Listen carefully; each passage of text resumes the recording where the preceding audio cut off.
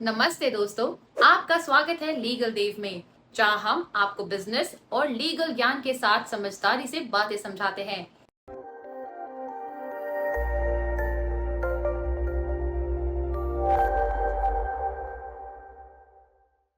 आज के वीडियो में हम बात करेंगे एक मुख्य सवाल पर।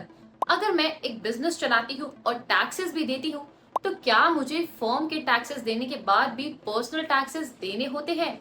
इस टॉपिक को समझने के लिए वीडियो को अंत तक जरूर देखिए। Understanding corporate taxes. सबसे पहले हमें समझना है कि कॉर्पोरेट टैक्सेस क्या होते हैं। जब आप एक रजिस्टर्ड कंपनी या फर्म चलाते हैं, तो आपको उस फर्म से जनरेट किए गए इनकम पर टैक्सेस देना होता है। ये टैक्सेस कॉर्पोरेट टैक्सेस कहलाते हैं। कॉर्पोरेट टैक्सेस का पेमेंट कंपनी के प्रॉफिट्स और लॉसेस पर डिपेंड करता है और इससे कंपनी की ग्रोथ और सस्टेनेबिलिटी का अंदाजा होता है। Personal income tax liability.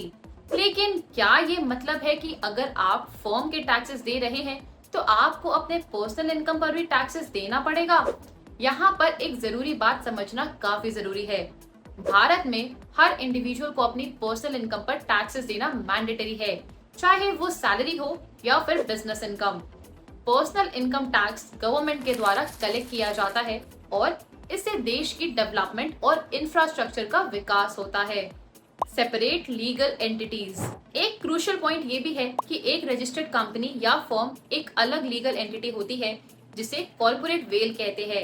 ये मतलब है कि कंपनी और उसके शेयर होल्डर्स या ओनर्स अलग अलग लीगल एंटिटीज होते हैं।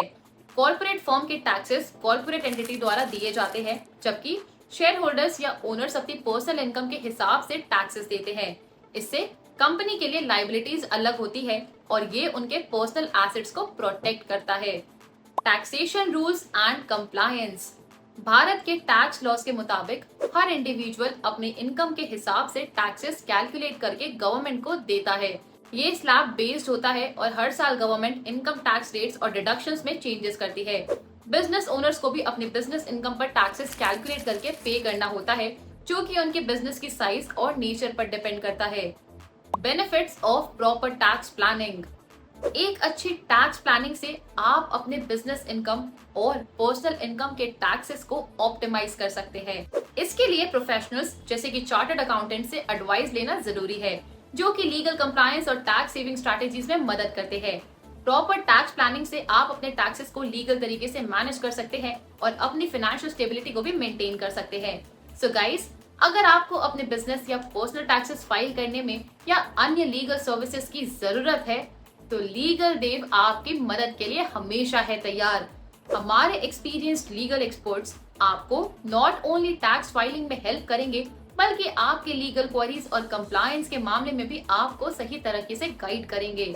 हमारे कस्टमाइज्ड सॉल्यूशंस और प्रोफेशनल अप्रोच से आपको सही और टाइमली असिस्टेंस मिलेगी, जो आपके फाइनेंशियल और लीगल ऑब्जेक्टिव्स को पूरे करने में काफी मदद करेगी। हमारी सर्विसेज के बारे में और अधिक जानकारी के लिए हमारी वेबसाइट पर विजिट करें और हमसे आज ही संपर्क करें। तो दोस्तों, इस वीडियो में हमने देखा कि कॉर्पोरेट टैक्सेस देने के बाद भी पर्सनल इनकम टैक्स देना जरूरी है। कॉर्पोरेट फर्म और शेयर होल्डर्स के लिए अलग अलग टैक्स लायबिलिटीज होती है। हर एक आदमी को अपनी इनकम के हिसाब से टैक्सेस देना होता है। अगर आपको इस टॉपिक से रिलेटेड और डिटेल्ड जानकारी चाहिए, तो कमेंट सेक्शन में अपने सवाल आप पूछ सकते हैं। लीगल देव पर ऐसे ही इंफॉर्मेटिव वीडियोस देखने के लिए हमारे चैनल को सब्सक्राइब तुरंत कर ले।